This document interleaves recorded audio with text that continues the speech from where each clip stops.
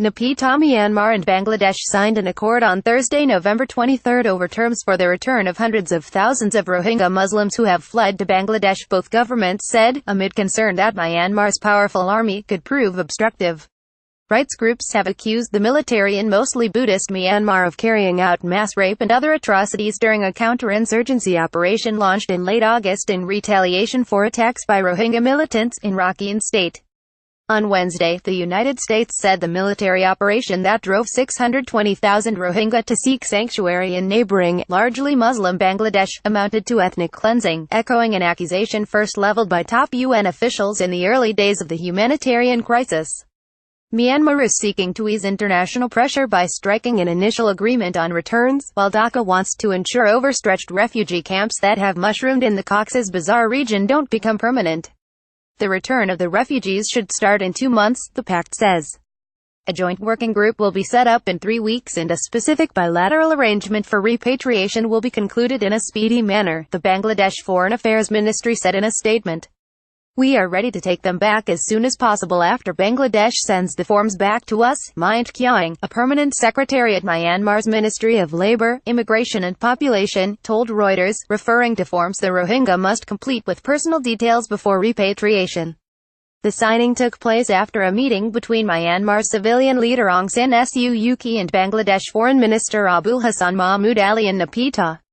In its statement, Myanmar said the deal was based on the 19,921,993 repatriation pact between the two countries that followed a previous spasm of violence in Myanmar. Although Western countries and the World Muslim Body, the Organization for Islamic Cooperation, portrayed the matter as an international issue, Myanmar said it was resolved via two-way talks based on friendly and good neighborly relations. Issues that emerge between neighboring countries must be resolved amicably through bilateral negotiations, SUKYI's office said. On the basis of the 19,921,993 agreement, Myanmar would accept those who could present identity documents issued to the Rohingya by governments in the past, Myanmar said. Acceptable identity documents include the currently distributed national verification cards, the no-withdrawn white cards, and receipts the Rohingya received for the return of white cards, he said. The refugees have to provide names of family members, previous addresses in Myanmar, dates and a statement of voluntary return in the forms they fill out, he added. Diplomats have said key deal elements will be the criteria of return and the participation of the United Nations Refugee Agency, UNHCR. Other important points include safeguards for the Rohingya against further violence, a path to resolving their legal status and whether they would be allowed to return to their own homes and farms.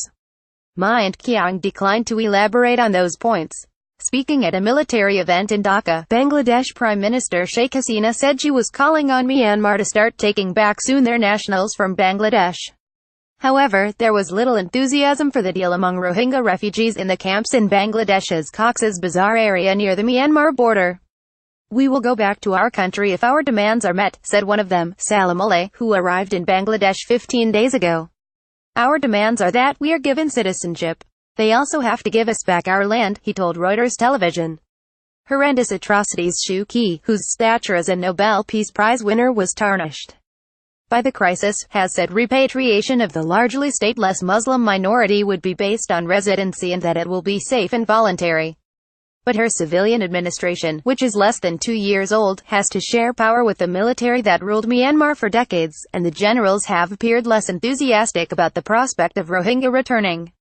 Russia's ambassador to Myanmar criticized the U.S. stance, saying that using the term ethnic cleansing was unhelpful and could aggravate the situation.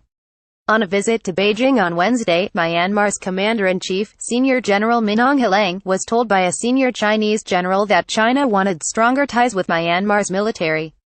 Humanitarian workers told Reuters they were particularly concerned about a statement by Min Aung Hlaing last week. The situation must be acceptable for both local Rakhine ethnic people and Bengalis, and emphasis must be placed on wish of local Rakhine ethnic people who are real Myanmar citizens, Min Aung Hlaing said. His use of the term Bengali for the Rohingya implies they are from Bangladesh, and Buddhists in Rakhine are largely opposed to their presence. Min Aung Hlaing, over whom Suu Kyi has no control, also said the returnees would be scrutinized and re-accepted under the 1982 citizenship law and the 1992 Myanmar-Bangladesh bilateral agreement. The 1982 law, passed during the junta's long rule, ties Myanmar citizenship to membership of recognized ethnic groups, an official list that excludes the Rohingya. Senior UN officials based in Myanmar told Reuters they feared that security personnel in key positions may not cooperate over the return of Rohingya.